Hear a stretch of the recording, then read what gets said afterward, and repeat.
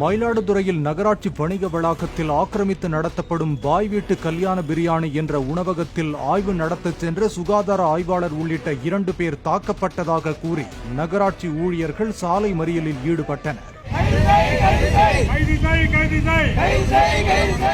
ஆய்வின் போது கொக்கியில் மாட்டியிருந்த பிளாஸ்டிக் பைகளை எடுக்க சுகாதார ஆய்வாளர் பிருந்தா முற்பட்டதாகவும், ஹோட்டல் ஊழியர்கள் அதை பிடுங்கிய போது கொக்கி தமது மோதிரத்தில் மாட்டி ஆய்வாளர் பிருந்தா அலறியதாகவும் கூறப்படுகிறது.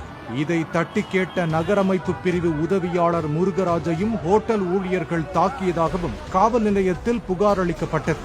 இதையடுத்து தாக்குதல் நடத்தியதாக கூறப்படும் ஹோட்டல் ஊழியர்கள் சமரசம் பேச நகராட்சி அலுவலகத்துக்கு வந்தபோது இரு தரப்புக்கும் இடையே தள்ளுமுள்ளு ஏற்பட்டது.